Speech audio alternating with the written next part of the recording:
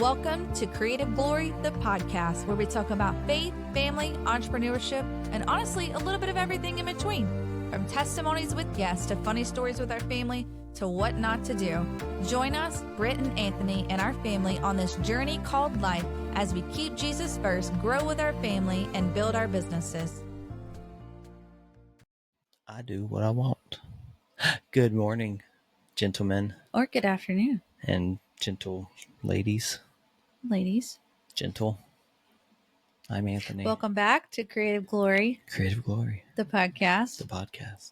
Where we talk about faith, family, entrepreneurship. All of the above. And today we're talking about what not to do. No.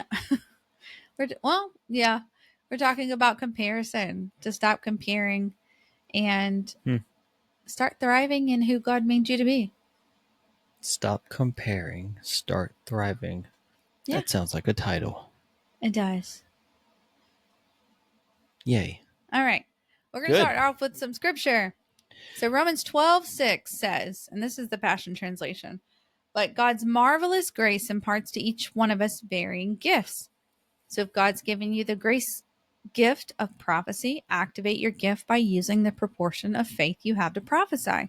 And then verse 7, if your grace gift is serving, then thrive in serving others well. If you have the grace gift of teaching, then be actively teaching and training others. 8, if you have the grace gift of encouragement, then use it often to encourage others.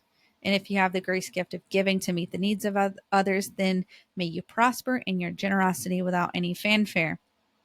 And then it keeps going on, the gift of leadership, be passionate about your leadership. But essentially just saying that God has given gifts to every single person, has given grace gifts. There's a grace that you have on your life that I might not have on my life. And the grace that's on my life is not the same as yours probably, because God gives us grace according to what he's called us to do, so that we have the grace to be able to do. Like grace is being able to do what we couldn't do on our own. Like it takes God giving us that grace to be able to do it. So anyways, that's what the scripture we're talking about. Yeah. Do you want to elaborate on that? Do you want to tell a story? Why are you talking like that? Do you want to tell a story? Sound like you're the narrator in the background. Tell a story time. Like the inner earpiece. The inner earpiece. Yeah, that's what you're sounding like. I'm trying to be like Morgan Freeman. Okay. You got some work to do. I have a lot of work to do. Anyways, for me personally, this has been a season. I really feel like we just talked about this on the last podcast. But this has been a season of me growing and understanding of who God made me to be, and being thankful for it, and being appreciative of the way God, and accepting the way God made me without comparing myself to everyone else. Do you show gratitude? Yes, I've been working on that. I do show gratitude, but I find myself sometimes in season of transition, which it is a season of transition for us. I can sometimes get really frustrated and just little things, complain about the little things, like our air went out.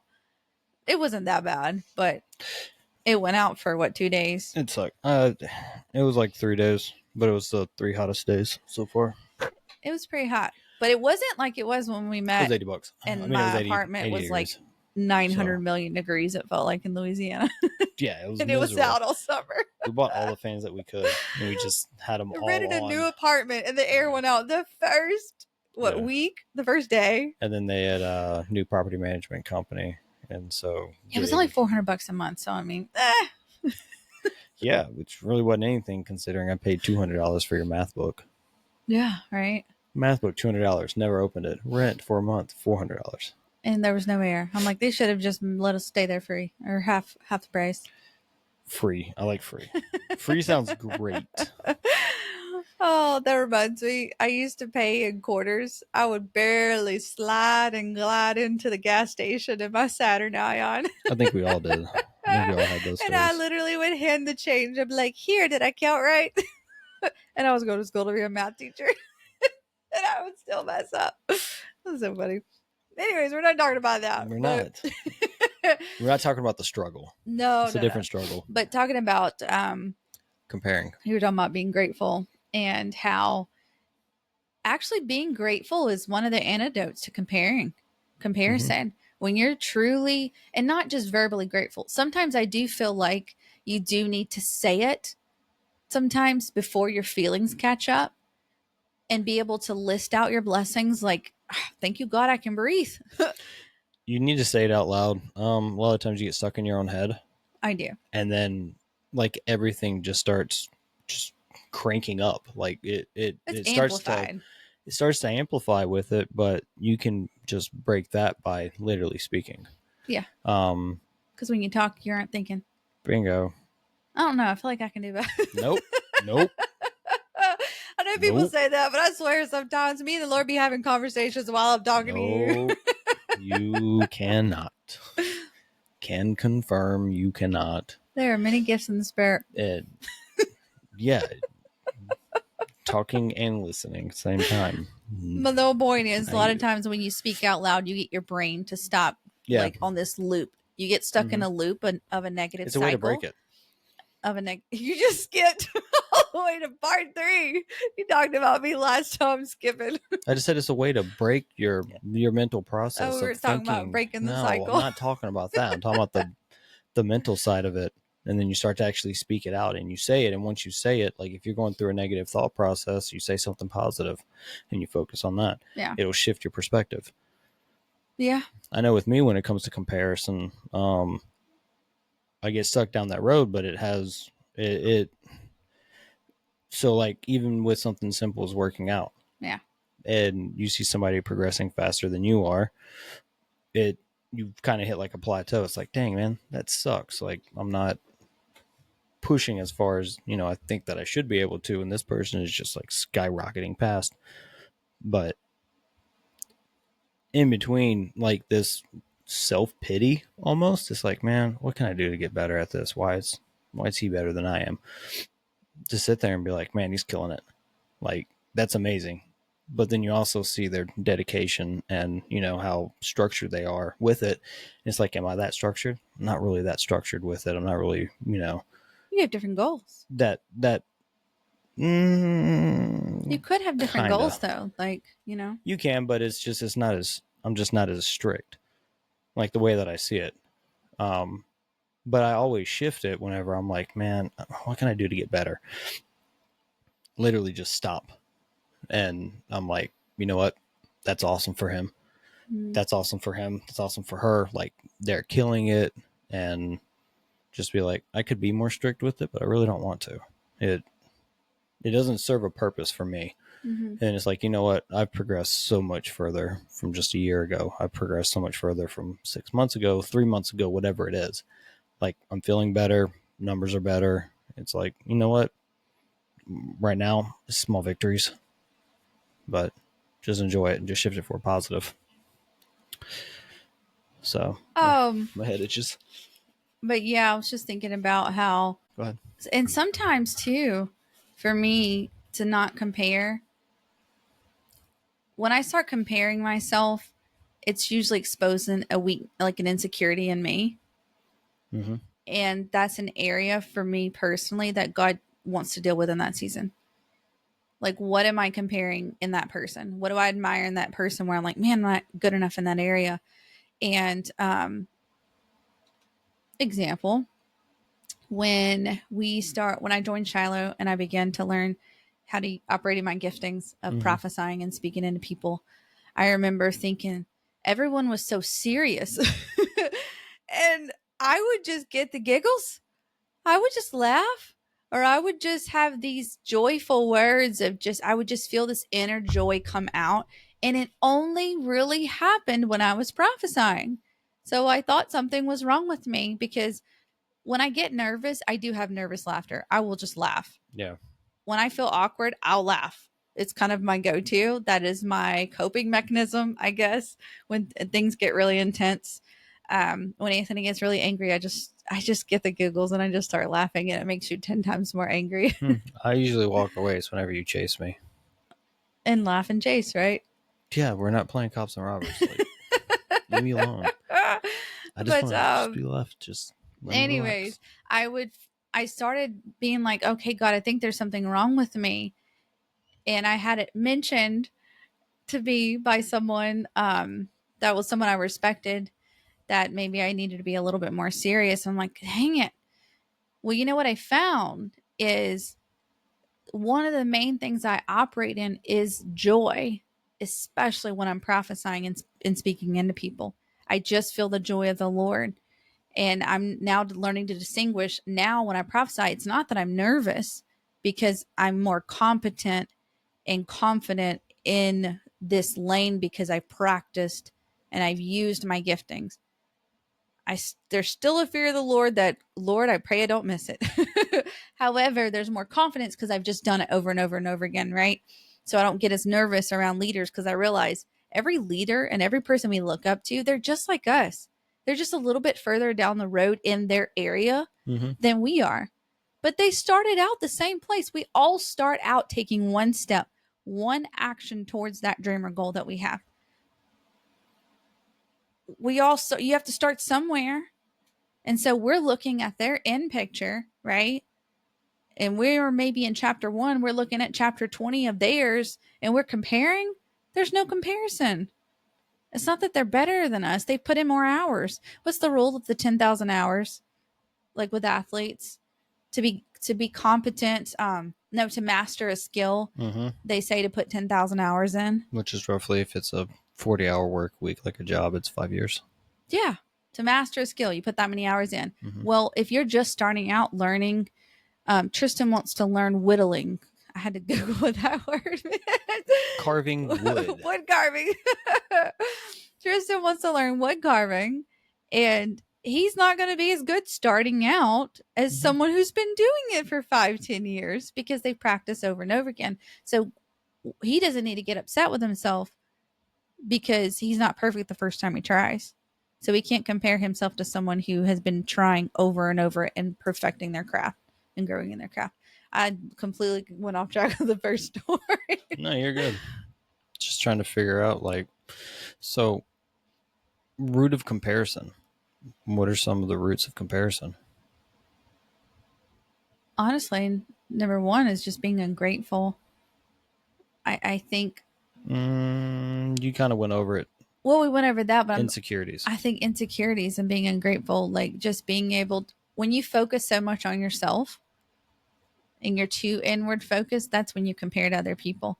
When you put your attention on other people and how you can bless them, you don't really compare because you're not looking at what you lack. You're looking at how can I be a blessing to them. It's mindset. Right? It's perspective. It's perspective. Your insecurities, and insecurities alone can have a 5-headed ugly monster to it. There's so many different things that you can do that is just, self-sabotage in a way. But it's your own insecurities and your own self-confidence, self-esteem, any of that you're lacking. Yeah. And then you see somebody else who has it, and then you're wondering, they have to have that because of this, and how can I get better at this? Or if you feel like you've put in the same amount of work as someone and they're getting results and you aren't. I've been there where you felt like, man, I've done everything I know to do and I'm still not moving forward. And I've had to learn even in that. Well, that gets on to the next thing, which is the fear of missing out. Yeah. I have big FOMO. FOMO. When people go, like if I'm a part of a team or something and they're going on trips and qualifiers or different things like that, when we were in a different business, man, it was just gut wrenching. I just felt like I'm going to miss out on what I need to hear to move forward, or I'm going to miss out on that friendship and that connection. Or, people like to feel included.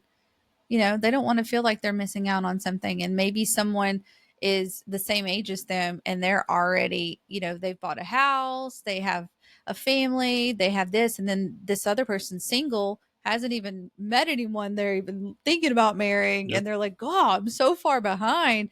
I wish I had that. But grass isn't greener on the other side. It's not. You're in a different place. We need to embrace the season that we're in because we're never going to get this time back. I remember the Lord telling me that last year. He's like, Britt, you're never going to get this time back with the kids the age that they're at. Ever. Mm-mm. The milestones that they hit. Yeah. I mean, at least you got to see a majority of them, if not all of them. There's milestones that I didn't get to hit because I was busy working. Mm-hmm. But fear of missing out is a huge thing. You see, people that are grinding the same that you are, or so you think, because once again, social media is the highlight reel. Yeah. You see all of the great, none of the bad, none of the mediocre. It's And sometimes people portray an image that's not even real. Yes. There's a lot of them that do. They look like they have all the money and time in the world, and they may be the most in debt, the most stressed out, the most unhappy. We're working where we do. We have a saying for certain people, because you go to $3-4 million houses, $5-10 million houses, and beautiful. Mm-hmm. Then you have some people who are literally just they're house poor. They have a ginormous huge house, but they have nothing else outside of that, and we kind of get stuck whenever we go in there and we have to fix something, because we see literally their highlight reel. You got a 20,000 square foot house. It is phenomenal and beautiful, and this is going to cost $1,000-$2,000 to fix, and they're financing it. Wow. And so it's, they're house rich or house poor. Yeah. Because that's all that they have. But don't know if it was, willed down to them or what. But get back onto the whole FOMO, the fear of missing out. I never really had that. As much as I wanted certain things, I always felt like you were the one that I wanted to go to them, because I know that you had that, and I had more fear of you missing out on something that you think that you needed, but you didn't really need. Yeah, we moved to North Carolina. So, I thought I needed to be. yeah. I thought I needed to be closer to our mentors here. And it's so funny how COVID happened and then we were online. And I'm like, Lord, what happened? That's when I really learned grass is not greener on the other side. And two, you just, when you're in person, it's just different sometimes. Yeah. Outside of FOMO and outside of just having insecurities. Perfectionism. I will say that is one of the areas I struggled with the most of my life, and that's still a little bit of lingering, feeling like I have to be perfect. And I think it's because if you grow up sometimes in a household where the parents, I've come to just the conclusion with the Lord and prayer that your parents did the best they could with the knowledge that they had. Yes. And even if they didn't, you know what? You have to move forward. We're responsible for going to the Lord to receive healing and move forward in that. And it felt like competition and pit against each other with my siblings. And I remember, I never had competition with my siblings. I was the best. So, okay. Fred the stories. He's the baby of 4 and he's the only boy. I am. So, but the one thing that those 3 sisters can never take away was the fact that I was working at 14. May have not been legal, but I was working at 14. I worked. Yeah. I worked 14 all the way on. I always had a job. I was always paying for things. I was always helping. Can't take that away from me. But go back to your perfectionism. I just felt like when people started praising me, I think I finally got attention. When you're one of 4 siblings and I'm the middle child, it's like, the attention sometimes can go to other siblings, usually the oldest and the youngest. And I remember that when I finally started getting attention, I made sure I had great grades. I was president of all these clubs. I wanted to be the best at everything I did. But the perfectionism was, once I started, like, everybody then had an expectation that I was going to be the best at everything I did. Then that created pressure. Mm-hmm. An unrealistic expectation. And then I put that on myself. And I felt like I had to be perfect at everything I did. And if I didn't, it was less than, and I wouldn't get the praise. I was addicted to people's praise and approval, for sure. And when you're in that place, you're constantly comparing yourself because If someone's good at what they're doing, you're like, dang, I need to be better. So then you just put more energy towards being better. But you burn out. I burn out so bad that when I graduated high school, you gave up on everything. I did. My dad, we would have spring cleaning all the time. My dad, like, I won't say he's OCD at the negative term, but the positive version of that, my dad liked everything spotless and he wanted things clean. Thank you, Mr. Paul. And I just remembered it felt like I had to live in a perfect house. Now, whether that's the way it was, that's the way I perceived it, right? That was like kind of my mentality. I felt like it had to be perfect. And when I graduated, I was like, I gave up because I broke my back. I didn't get to fulfill my dream of playing basketball. I was like, what is there to live for? I know that's very dramatic. So I just went and cleaned. Yeah, I know. It wasn't dirty, but my clothes were everywhere. I cleaned it. Clothes were everywhere. I just burn out. I felt like I had tried to be perfect for so long. I didn't really have a dream that I was looking forward to after that. I didn't have a vision. I kind of was in la la land because I was trying to compete to get back to play college ball after I broke my back, and the fear of getting injured was greater than my fear of overcoming that. So I ended up just letting it go, and I was a coach for a little bit, but it was too painful to be around that when I couldn't live my dream. But anyway, so constant comparison, because when you're constantly comparing yourself to someone, then when you feel like you don't measure up, you're constantly in the state of negativity and like, oh, I'm not good enough. And I'm never going to measure up. And it's like a downward spiral that can lead to anxiety and depression. And it just gets you in such a negative headspace. Then you see the whole world and every circumstance you're in through that lens. Like rose-colored glasses. You're going to see it through your wounds. You're going to see it through we have a kid, I'm not going to name which one, but had told me that they just feel like the other person is always getting the attention, and you're always going to them. You're always this. And actually, I go to this kid more than the other kids to ask for help and to come be with me and do things with me. And it's just interesting how it's the perspective of the child, right? Mm-hmm. They're seeing it as that one instance where I asked this other kid to help me. They feel like, well, I don't want, mom doesn't want my help, right? That's not it at all. I have 4 kids. All 4 want to be around me. So it's That's funny. They've never told me that. I guess I just share love equally amongst the 4. Okay. I'm home with them all day. Oh, convenient. So they see me less and they still don't complain that I asked them to do everything equally. Gotcha. All right. So yeah. As far as perfectionism with me, it used to be a problem. And I think it was more on the lines of I just didn't want to fail. You told me your biggest fear when we met was fear of failure. And I told you mine was spiders. And I was like, not safe. What's your biggest fear? You don't want to know. What's your biggest fear? Fear of failure. I don't want to fail. When I do something, I want to make sure that I'm doing it. But it's not something stupid like playing a video game, learning a sport, or falling on my face. I just want to succeed to the best abilities or whatever at that time what I thought success was. I didn't want to lose. I wanted to win. And got to be perfect. So I never hates losing. He doesn't let the kids win anything. First off.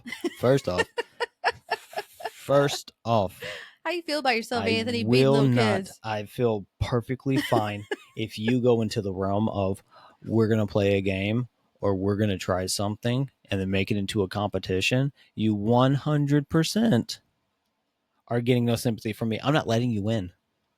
Just like whenever we play Scrabble or anything like that with your grandma. Anthony be spelling soliloquy. I sure will. I will stomp you in any game that I can. But you were looking up the dictionary the whole time. Memo spells word parts. Word parts count in Scrabble. I was not looking up the dictionary the entire time. Every word was like a whole test. Anthony being that little Scrabble book that I got. Yes, you were. No, I wasn't. And then my mom was like, Anthony, look at this word. Make sure it's a word. No, because you had the book that was showing The Scrabble book. It's a Scrabble dictionary. It's a yeah, which ones are acceptable, because sometimes you can't use a proper noun, and depending on what it is, so I would. It don't matter. We use a little Spanish, little. you would be like W-U. That's a word part. Mama said it is. Yeah, I know. Y'all would do nothing but 2-letter words. It's okay. No, I didn't. I would try to get all the letters so I could get 50 points. Yeah, you would do hot dog. I would just. Anyways, back to I'm it. actually great at Scrabble. I don't let the kids win at anything. If they beat me fair and square. I'm not going to let them win. I don't care if they sit there and cry. No, it doesn't care, and I care about their feelings. You do. You will let them win, and I won't. Actually, no, they actually beat me sometimes. We have really smart kids. Because I know, but my whole thing is whenever you're doing that and you're playing a game with them, what is the purpose of allowing them to win? Now, if I'm a whole lot better at something than they are. When I'm really good at something, I win every single time. And so when I'm a whole lot better at them than something, I will not destroy them unless they say something where they're like, beat you, blah, blah, you're horrible. I'll show you how horrible I am. Yes, I will. I don't care. I remember when we met, Anthony's like, I hit you in the head with a ping pong ball. You ever do something to me? I'm going to get you back. I will. It's a 1-up. No.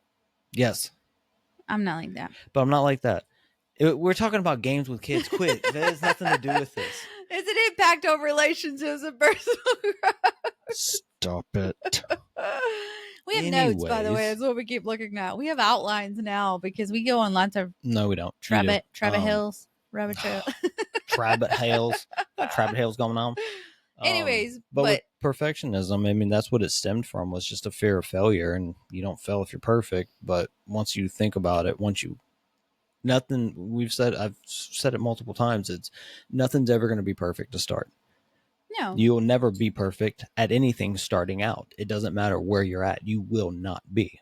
Well, that's where unrealistic expectations come in. I think I was there for a long time. I just had these unrealistic expectations of where we should be by a certain time and where I should be in my personal growth and where we should be in our finances or house or whatever. And I was comparing myself to everyone around me and their success stories. But the problem is, people's success stories should inspire you. Mm-hmm. You shouldn't copycat them because you're not going to. We all come from different backgrounds, different upbringings, different belief systems, different lies and roots and traumas and dramas. And we all have to overcome different things. Therefore, we may move at a different speed than other people. And God may need to route us this way first so we can overcome this belief system to be able to handle what he's called us to do. That's why we can't compare to someone else, because what if you got that, let's say you're believing for something and you want just to be a millionaire, right? Say you want to be a millionaire.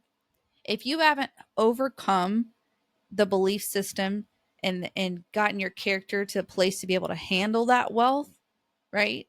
It can destroy you. That's why a lot of people who win the lottery wind up being bankrupt. Yeah. They're getting something that they're not ready yet to have.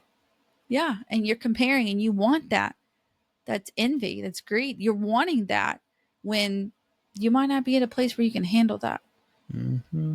Mm-hmm. So don't compare.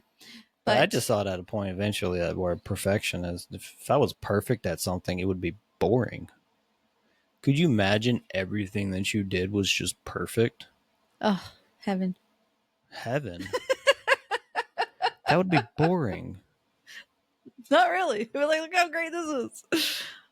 No, because there's no room for growth. You can't do anything. You're at challenged. The pinnacle. It's the same thing whenever people opposites attract, right? Mm-hmm. Opposites attract. Why? Because if I had somebody who constantly agreed with everything that I said, I would go crazy. I should try that to drive them crazy. There is absolutely no difference in thought process. There's absolutely no difference in anything. If I say this and you're like, exactly, to everything, I am 100% going to. I'm going to go stay with now you know how I Michael, feel. Now Michael. no. Michael, from now on, I'm going to text you. If Brittany ever starts to do this, I'm going to stay at your house. You have an extra room. This is exactly how I feel most of the time, because when I am talking to Anthony about something, he's like, yeah, whatever you want. I'm like, no, I need your opinion. Whatever you want, Britt. No, because you what? Whatever you want. Okay. Break marriage counseling session when going to comparison. No, that's not what happens. What happens is you'll ask me something that I do not deem important enough to care. You should, because I'm your wife. I don't. You should. Make yourself care. No. That's 99% of things in our life then that he doesn't care about. Oh my gosh. No. It's like 5 things 99% of the time that you ask. 5. What? I can't go to those right now. I can't remember. You know what you always do? Although Anthony's literally like, anyways, I remember everything. I do. But anyway. You just told on yourself. Anyways, no, that's not what happens. You're not competing with anyone else. I'm not. And what's this quote? You're not competing with anyone else. You're competing with who you were yesterday. Whoa, you skipped an entire section. We're past that. You know, bro. We went all the way down. Yes, we did. No, we didn't. When did we ever go into the toxic effects of comparison? We're 31 minutes in. We're skipping some things. We ain't got to skip. Anyways, toxic effects of comparison. What are they?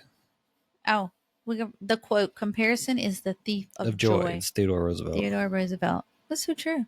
It is. When you stop comparing and you start living, you will have way more joy. And not to mention, when you're in a state of gratitude and peace and joy, you actually draw more circumstances that are full of gratitude and peace and joy. Like, you're going to attract it's my whole thing with working out. It's for a minute there, it's like there's self-pity and there's like, woe is me. Why am I not doing that? Why can't I lift that much weight? Why don't I look good in a bikini? Is that the little man on your shoulder? No, it's not. I don't have a little man on my shoulder. Wait, what's that movie? Inside Out. Is that one of your people going, oh, maybe. It's just like sitting in the back corner. It's like emo boy, but it's just like it literally, it goes from that to being like, you know what? That's amazing at the amount of like how far he can progress in such a short period of time. But with that short period of time, like that's, to me, it shifts whenever I shift my mindset from off of me and then push it onto someone else and be like, man, that's actually inspiring. That's great. Yep, that's great that person can, push that hard and get that far and have these type of results in that amount of time. Significant.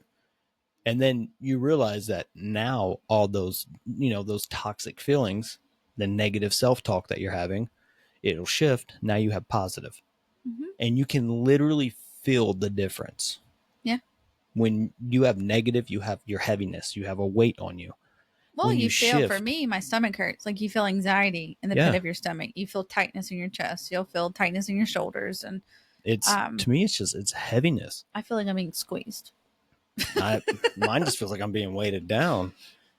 And then once you shift it and then negative self-talk and doubt flutters away, now you have positive coming in. Mm-hmm. The weight's off of you. Yeah. And you feel a lightness to you. Mm-hmm. And it's like, you know what? Kudos to them. Like, I'll use that. Because what is it? Motivation's temporary. Inspiration lasts longer. But motivation is outward. Inspiration's inward. So people tell you not to be motivated. They tell you to be inspired. Yeah, because it's temporary. Mm-hmm. That was the whole thing. Oh. Yeah, I don't know what you're talking about. This. Oh, yeah, I know what you're talking about. I think I've heard that. I didn't know. Thanks, John Maxwell. Stop it. I don't know the direction you're going. John Maxwell.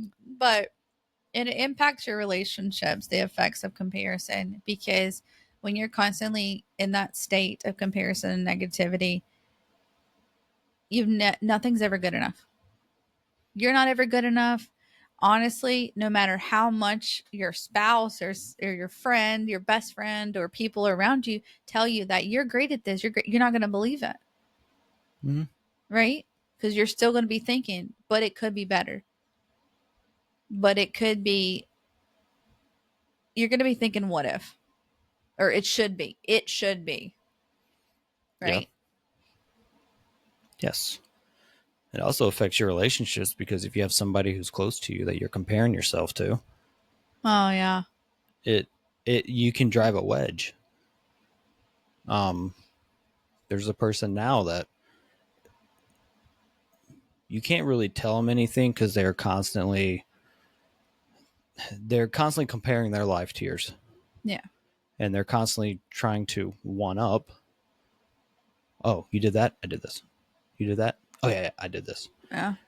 And then find out, like, in the same friendship circles that you have, yeah, they go off and it starts drama and it starts gossip. mm-hmm. It can, you can destroy friendships just from having a little bit of insecurities and not really changing your perspective with it. You can destroy friendships. Yeah, you can because it destroy takes a while to build relationships. trust, but you can, yeah. And then a moment to break it. Yep. And then once you see that, that's gone. And personal growth, you got to be honest with yourself. It's the biggest thing. Jordan Peterson said it. If you want to have the joy of life mm-hmm. or happiness and fulfillment of life, do not lie to yourself.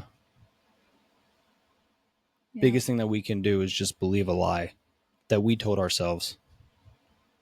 It's like saying, I got $1 million in the bank. I have 39 cents. I can buy whatever I want when I get paid. Like, it's telling yourself this lie over and over again, but then you start to believe that lie. You don't push anything forward. You can have your dream board, write on there what you want, look at it every single day. That's fine. But you have to be real with where you're at. You have to address your belief system, and because you may be remember that book? No. It's by Dexter Yeager. It's a people skill book, Dynamic People Skills, where he talked about having this positive self mask. I didn't realize when we were in the business that we were in for years that I was speaking all the right things, right? I was saying, if anybody was around me, they're like, she's so positive. She's never negative. Yeah. But internally, I was turmoil. I was constantly eat up with turmoil, and I wasn't real with myself. Like, what do I really believe? I didn't like myself. Psycho-cybernetics. I literally had self-hatred. And this place of just, I had a loop playing in my head. I had a teacher, someone I really trusted their advice, tell me one time, Britt, you have so much potential. It wasn't just that person. It was a few people. First you off, have that so sentence, much. How much do you hate it when people say that? What? Potential. Can't stand that word. You have so much potential and you're wasting it. That's what I heard most of my life. You have so much potential, Britt, and you're not living up to it. Mm-hmm. And I just adopted that belief. It got in there and it stayed for a long time that I have so much potential, and I knew I was capable of more than what I was doing. And I would constantly beat myself up when I didn't live up to what I thought I should be doing. Everybody has more potential than what they're doing. Yes. Everybody is capable of doing more than what they're doing. Yes, but I was trying to live up to someone else's image of who I should be instead of who God called me to be. Yeah, constantly. Like, I thought I should unique. Look, I had a mentor, and they were like, look the part, dress the part, look the part. Yeah, you need to copy and emulate success by just do exactly what they're doing. No. Bro, I bought you a $70 hat that you wore twice. I know, and I realized that's just I like it, but I was trying to be someone I wasn't. Yep. I was trying to fit into this mold of, because I loved, they're classy. I loved the way they dressed, the way they spoke, the way they carried themselves was great. But I tried to emulate that. And I'm a very good girly girl as far as. Well, it's not you. No. You're wasting more energy trying to be something and somebody you're not. And then you get this false identity of who you are. Yeah. And then you have this mental breakdown of, I don't know who I am. Every year. every year. Cycle every year. Yes. And I'm like, Anthony, I have to go on a retreat. I have to go to the mountains and just go somewhere and be just with me and Jesus. Yeah. And then you come back and you're like, I'm like, oh, did you find anything out? Yeah. I'm uniquely made. Sweet. And then a year later, it's like, I don't am anymore. Well, okay. You know, where we're talking about how do you break the cycle is you need to know your identity. You need to know your identity, who you are, whose you are. Yeah. But most importantly, you need to understand that you have a unique journey. Yeah. There's not one person, like you said earlier, that is going to be step for step the exact same that you are. You may start out with similar beginnings, similar upbringings, but there is no two people who are brought up the exact same. No. Everybody has different damages, different scars, different drama, everything that's on them. Mm-hmm. You can see the physical scars on people, but you can't see the emotional and mental. And sometimes that's deeper, way deeper. That's because they don't heal. They don't heal like, you know, punch me, break my arm, stab me. Like, it's going to heal. I know when it's healing or when it's healed because I can do stuff. Well, you know, there's a timeline on that. There's not a timeline on healing things that fly is so annoying. Why? There's always a fly every time. It just spawns. The devil spawns it as soon as those lights come on. It just pops up. There's a little way to overcome. Just focus. I don't even remember what I was like. I was talking about unique past and then damages, scars, baggages. Oh, yeah. You're saying the emotional and mental baggages are way recently, deeper. If you don't feel it, you don't heal it. Like, you can't shove the emotions aside when you've gone through trauma. Yeah, you can. And also, don't go digging it up unless the Lord brings it up. When you go digging up things that I feel like you're constantly being so introspective. I am a very introspective, a deep thinker type person.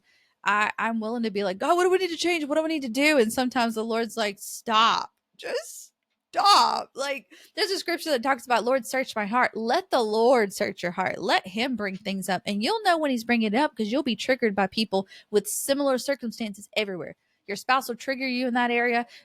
Your kids will say something that'll hurt your feelings in that area. You'll be talking to a friend and they'll say something not even knowing they're saying it'll hurt your feelings. Like, you'll be triggered in similar areas, and you know God's dealing with you, and that you need to feel it.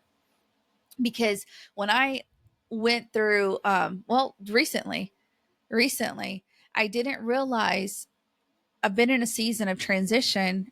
You know, we can be married and go through different seasons. I am definitely in a season of transition right now. And I just had this sense of like frustration, just this internal frustration. I'm like, God, where's it coming from?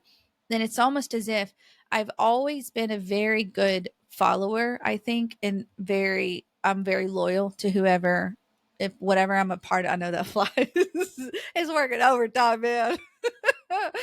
I've always been very loyal, but in that, sometimes I emulate the leaders too much. Mm-hmm. I will quickly adopt their habits or I will try to be like them because out of respect, I don't want to do anything wrong. I want to be a good student.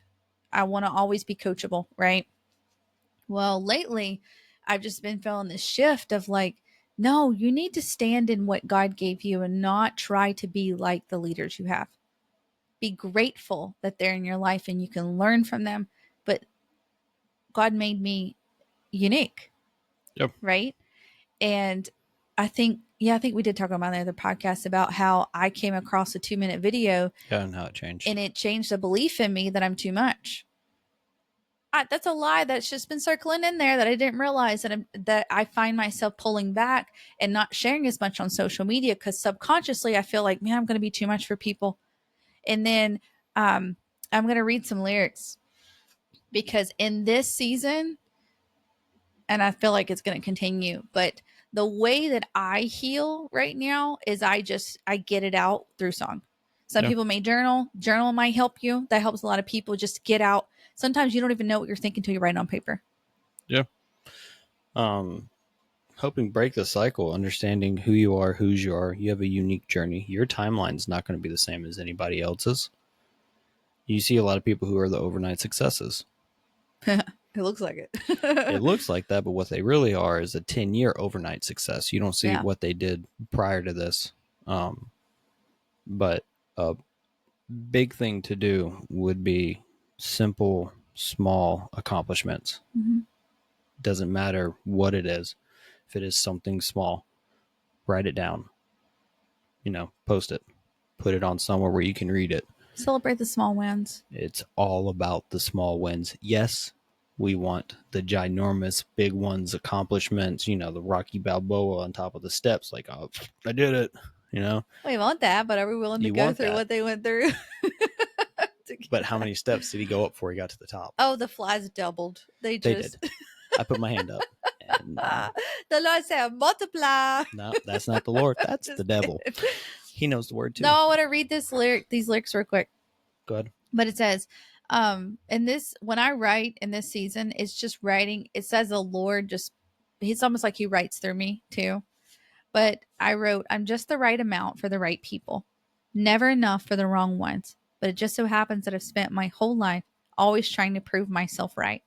A lie was born when I was young that I am too much. Always talking, asking why things are the way they are. Never satisfied with just enough. Now I find what I thought was weakness are some of my greatest strengths. Now I can talk to anyone no matter where they're from, asking good questions to get them to open up. A truth was discovered just this year that I am enough. The way God made me and how he equipped me to bring heaven to earth, never settling but pioneering. And then I'm not really finished with it, but essentially now I spend my days knowing I'm enough, uprooting all the lies that say I'm not. And I've just had this breakthrough in my identity that my superpower is creativity. I can really do anything I put my hands to. That's why, number one, I need to be aware of like, God, what season are we in? So that you want to hit that fly, don't you? I want to throw my hat at it.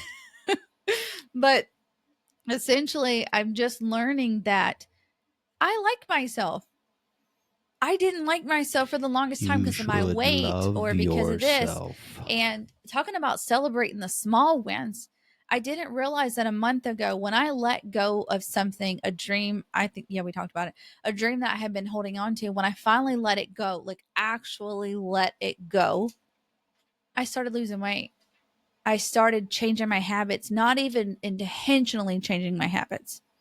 It's stress. It's anxiety. It's like a weight was lifted off of me, and I'm able to now move forward where I was kind of stuck in a certain place for a long time. Because you shifted the focus. Yeah, I got it off of the promise, and it's back. It's back on fully the Lord, really, in this season. But I'm just celebrating the small things. Even today, I remember you got home and I said, Anthony, you're going to be so proud of me that I thought you wrote me a song. Oh, whatever. That we can sing. I write you lots of songs. But I was making pancakes for the kids and I didn't eat one. That might sound so trivial to most people, but to me, that was a win because it was a discipline of I can eat this pancake. For some reason, when I eat pancakes, I don't feel the best. I just get really sleepy and I just don't feel good. So I can eat this pancake and feel terrible, or I can eat this salad and actually have the energy to get the gift boxes done that I need to get done today. And I chose the salad, even though I'm smelling these pancakes as they're making. And I realized just today how I've been doing little things. I make the bed every morning now, and I can focus on what I'm not doing, right? The slight edge. I could sit there and go compare myself like, man, I still don't have a house that looks like spotless like most people who are very organized. You did a good job. You did a real good job there, babe. Instead of looking at what I haven't done and comparing myself to what people have done, I look at what I have done, right? Yep. I look at what gifts, what do I have in my hands? Talking about breaking the cycle, focus on, God, what did you gift me with? In the very beginning, we talked about grace gifts, right? Grace gifts. God, what? Showing gratitude. Yeah, what do I have in my life? Do I have food to eat every day? These dishes that are dirty, they keep piling up. At least you have food to eat. These clothes that are never ending, at least you have clothes to wash and to wear, right? I don't want to wear any. I'm not wearing pants. What's up, people? Yes, you are. Stop. No, I'm not. Shorts. You can't prove it. But it's just shifting your focus in this season. I feel like this is a season where a lot of people are coming into really their identities of who God's called them to be, and what you're gifted in and what your strengths are. Maybe get a piece of paper out. For me, this helped. Get a piece of paper and ask God, what am I good at? How do you see me? And if some people may feel like, I don't know if I hear from God, write whatever thoughts or things come to your mind. Just write it down, because I'm pretty sure you can at least know one thing you're good at. If you don't know, ask a friend. A friend will tell you. Your spouse will tell you at least one thing. If they're a mean spouse, maybe don't ask them. Go ask your pastor. Do you want to ask me?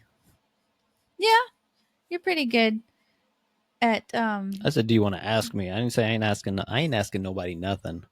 Oh, okay. Yeah, no, I'm good. Well, I'll tell Anthony, one of my love languages is words of encouragement, words of affirmation. So I'm constantly telling Anthony like what I believe he's good at. Which, to be fair with her, she can say everything because I am. But I'm humble. He doesn't have a problem with comparison. And I am humble anymore. So. No, that's because I never really cared about comparison. I always, like before, I like showing gratitude. I like being appreciative. I know what my strengths are. I know what I can work on to better accompany my strengths. Yeah. I know how that works. And to be honest with you, the best way to know that and to understand that is reading, which is a lot of stuff that people don't do now. They don't really want to read. Reading will like cut you open like nothing else. 100%. There's people who like, I can't believe you're reading self-help books. It's like, I don't think you understand. Like, the more you know yourself, the better your life is going to be. Mm-hmm. And how do you do that? You cut yourself by reading and understanding. Dang, I started doing this because of this. I have this drama. How do I get rid of this? How can I break cycles? Mm-hmm. But another thing too is, instead of the self-comparison that you have with everything, social media, friends, strangers, right? We care more about what strangers think now. Have self-compassion and understand. Give yourself grace. Yeah. The biggest thing you can do is just give yourself grace along the journey and understand that even if you take one step forward, 2 steps back, you still got up and you'll still go forward. Mm-hmm. It is just a temporary setback. That's all that is. Understand temporary setbacks. You're still moving forward. You still got up. You got knocked down. It's reframing it. Sometimes the things you go through, it's just reframing it. What looked like a setback, a lot of times it's his biggest blessing, because it's usually a setup. Mm-hmm. It's usually the best thing that ever happened to you. Yeah. It's reframing it in your mind. I was listening to a psychologist? I don't know. But he was talking about, I don't know what his degree was. It was psychology or something. But he was talking about most of what we believe in the memories we have from the past aren't accurate. Not really. It's what we told ourselves about that memory. It's just how someone can witness an accident, right? The scene of an accident, and they all give witness statements. They all say something completely different. It's different perspectives. But also, when you go through things in life, you filter it through your belief system. You filter it through the wounds that you have. You filter it through your mindset.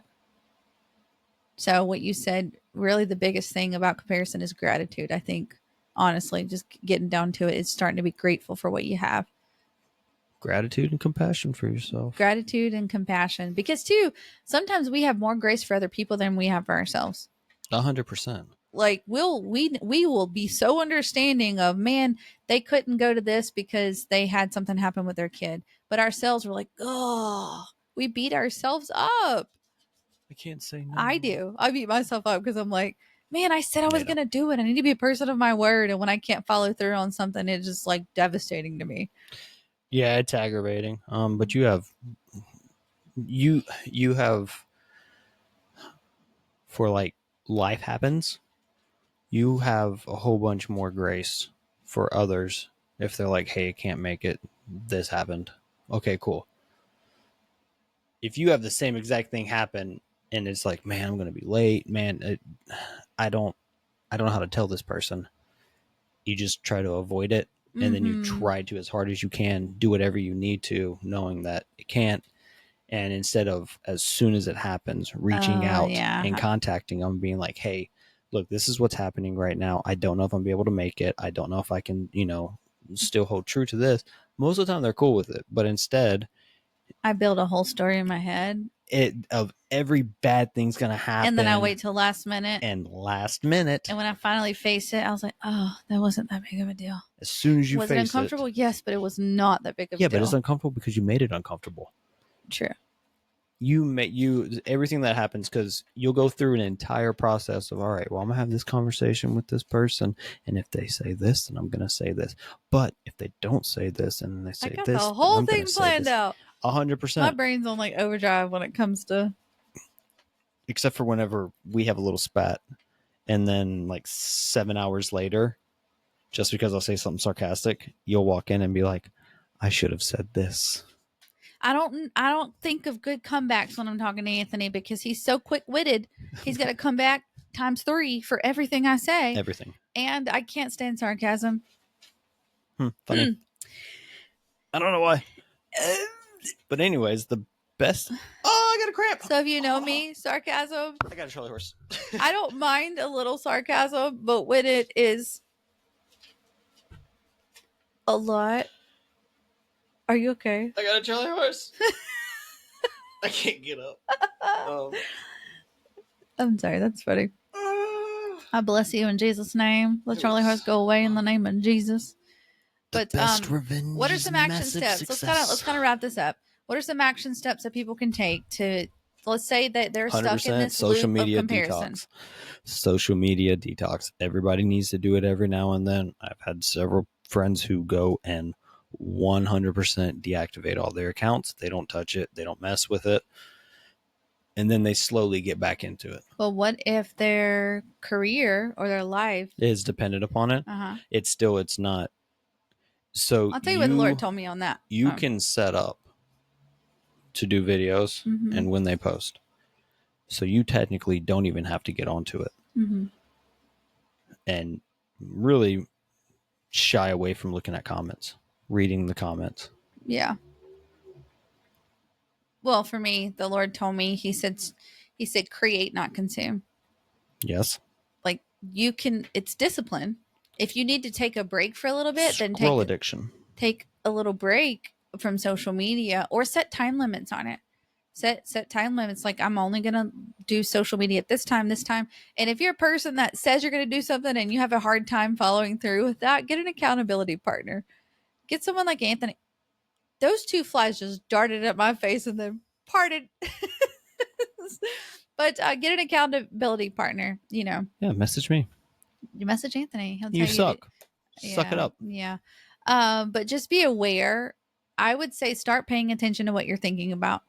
When you find yourself getting into these, when you feel this internal frustration, don't know where it's coming from, you need to get still and just figure out, okay, what is actually going on in my mind? What have I been thinking about lately? And just get a pen and paper, write it down, get everything out of your head. And sometimes when you get it on paper, you're like, not as hard or big of a deal that I thought it was. Or when it comes to comparison, start listing out all the things that you are good at. Go back and remember the successes you had. For me lately, that's been helping. And thinking about, remember when someone said that you were good at this, write that down. Just start writing down the positives, but focus on the little wins, focus on the progress, enjoy the journey. Because lately that's been helping me a lot, is focusing on the little wins. I had salad instead of pancakes. That is a little win for me, but it's a win because each day when you make those small daily decisions, they compound on each other. And you'll look up, don't look at, oh my gosh, let's say you're trying to lose 30 pounds, right? Don't think about, oh my God, I got to lose 30 pounds. I've been doing it in 5-pound increments, and that's been very successful for me in this season of and not even focusing on losing the weight. I've been focusing more on my habits and more on let's fuel my body to where I can have the energy to do what God's asking me to do in this season. I've it's so whenever it's come to anything having to do with like working out, I've always hated people saying that I want to weigh this much. This is what I want. This is what I look. That's fine if you want to hit that number, but do you want to be 175 pounds and like 30% fat, or would you be like 180 pounds with like 15% fat? My goal is to get to a certain number for myself and then work on the muscle. I'm not talking about you. Talking about there's people out there that are like, I want to hit 100. I need to be down to 175 pounds. I'm at 180 and I'm cutting back on everything. I'm starving myself. I'm doing all this. It's stupid. They said, why do you want to do that? Well, just because I feel like that's where I feel the best. Look, right now, the last time I checked, the time before I just checked because I just did it on Monday, but the time before that, I checked everything and my weight was 182.4 and I was at 16.9% body fat. I just went back and checked it, and it sucked at first when I first saw it because it went up to 185. Now, 3 pounds really isn't that much, but my percentage of body fat dropped down. I'm at 16%. So I've dropped almost 1% in body fat down. Mm-hmm. My weight's up by 3 pounds, but also my skeletal muscle mass has jumped up. But I feel better. I don't understand why people focus on a stupid number. Different goals for different people. It is how you feel. People are wired different, Anthony. Sometimes a number helps for them at the beginning. But you have people who, I'm talking about people who measure themselves every single day. Okay. Well, I don't do that. Exactly. It's pointless. If you don't use the same skill in the exact same placement, do it once a week. Mm-hmm. Do it when you're fasted. So when you wake up, first thing you do is when you wake up in the morning, use the bathroom, brush your teeth, go downstairs, weigh yourself. There's people who weigh themselves every single day, and it's dumb. Like, did you track how much you ate, what you ate, how much water you consumed? What percentage of that pound that you gained last night is coming from, extra carbs and a ton of water? I just still wanted to see a loss. I don't care. It's how you feel. No, how Anthony really feels about me checking my weight every day. That's not you. Do you check your weight every day? I do. Oh, so Jesus. Listening to you is like, oh, okay. Okay, well, I wasn't talking about her. It's been motivating for me because I lost a pound, and whether it's water weight or what, I chose salad today because I saw that the scale went down, and I just wanted to keep progressing. Bing bong. I wasn't talking about you. I'm talking about people at the gym. Well, now I know how it feels. So. No, stop. They're stupid. Okay. You know what? I've been learning about my identity, and I'm grateful for the way God made me. I have the mind of Christ. The main thing, we can't let this go without saying, get in the Word. The Word renews your mind. Get in the Word about your identity and the way God made you and who He created you to be. Because when you learn what God says about you and you care what He says about you, then you care about what you say about you. You don't care so much about what other people say, and you don't get into that comparison game, because when you renew your mind with the Word and you spend time with God, you realize, wow, God, you didn't make junk. You made me unique and you made me awesome. And am I a little quirky and weird? Absolutely. But I embrace that because I'm not going to be like everybody else. Who wants to be? What if everybody dressed the same, looked the same, and had the same status in life? How boring would that be? The same thing if they were perfect. Okay, good point. But like, how boring that would be. So boring. But I just encourage people, I would say in this season, take inventory. Right? Take inventory of, number one, where are you at with yourself? What do you really believe? Think about what you're believing. Think about what you're thinking about. Think about your beliefs, what you really believe. Also think about, what are some things you're good at? What are you naturally, what's always kind of come natural to you? You'll find that I've always loved to teach since I was a little kid. That's kind of been a theme throughout my entire life. I've always loved to encourage people. And what? I don't like talking. Oh, be quiet. No, I'm saying I don't. That's my unique talent is I don't like to talk, and you force me. I force you. You're in control of your actions and your attitude. But I want a happy spouse because that makes a happy house. I wrote a song. You want to hear it? Yes, absolutely. It's called Happy House, Happy Spouse. I had a dream that Anthony was singing and playing guitar to me, and Brooks. I just fell in love all over again. So I believe in one day he's going to sing and play guitar. If she fell in love all over again, does it mean she must have fell out of love? But people have to understand their unique talents, have self-compassion, have gratitude, change your negative perspective on any thought that you have with a positive instantly. As soon as negative comes up in your head, promote positivity with it. And it takes effort at first. It's going to take effort. 100%. You're going to slip sometimes where you're going to waste an entire day of being like, man, this sucks, being negative, and then you'll catch on to it later on because, 28 days to break a habit, and then it's 28 days to learn a new habit. It takes 63 days to completely rewire like a thought process and a habit, like completely get it into where it starts to become like second nature. Yes. Dr. Caroline Leaf. Look up her stuff. She's amazing. Yeah. Neuroscientist. Mm-hmm. Good books. Founded in the Word of God. Good books. Yeah, that was kind of it. Just don't compare yourself. You're awesome. Ralph Waldo Emerson said, the only person you are destined to become is the person you decide to be. The person God's called you to be. Add that little anecdote. You have free will. Mm-hmm. Decide to be who God's called you to be. Do it. Excuse my wife. She speaks Christianese. No, it's just I see things. I understand that. That's part of my gifting. When people talk, I see the spiritual side of it. Anyways, I was quoting somebody, and that's it. I just wanted to quote Ralph Waldo Emerson. Okay. That's all I did. Okay. And you just can't leave certain things alone. You got to just change everything up. That's funny. I don't see anywhere in there where he said that. So I guess that's not a quote anymore. It's your quote. You can have it. I'm going to erase that off where it says Ralph Waldo Emerson, and I'm going to put Brett Nars. The person you decide to be because of God.